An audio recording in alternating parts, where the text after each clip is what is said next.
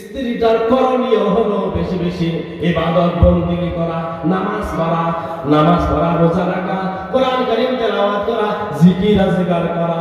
যদি বেশি বেশি নেক আমল করে গো, ওই মায়ের সন্তানরা আল্লাহওয়ালা হয়ে যাবে, আল্লাহওয়ালা হবে।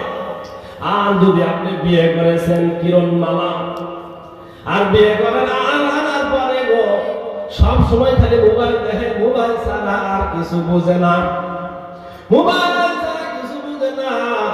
কাজ কর্ম তেমন কিছু করে না, খালি মোবাইল নিয়ে খেলতে ঝামেলা হয়, আছে না নাই? বহুত আছে, কাম করবো না, আর খালি মোবাইল দেখবে, ঠিক আছে, এই ফেসবুক, এই কত কিছু আর কি, বহুত কিছু আছে আমরা জানি না তো। ধরেন যে খান সবসময় ব্যস্ত।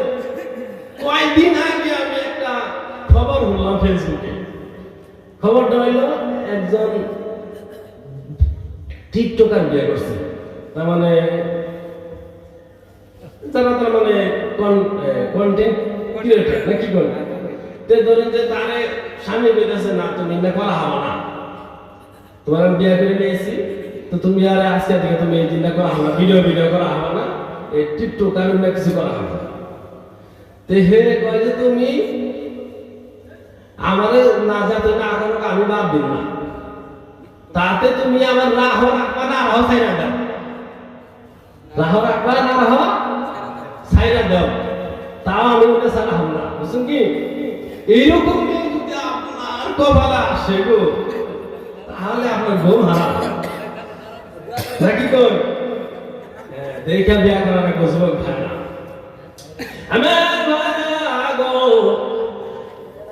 ভালোভাবে খেয়াল করবেন, আপনার গর্ভে যখন সন্তান চলে আসবে ওই সময় বেশি বেশি স্বামীকেও ইবাদত বন্দেগী করতে হবে, স্ত্রীকেও করতে হবে।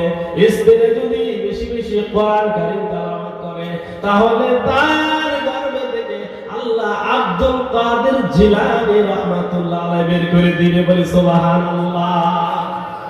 আব্দুল কাদের জিলানী আমরা সবাই নাম শুনছি না গো?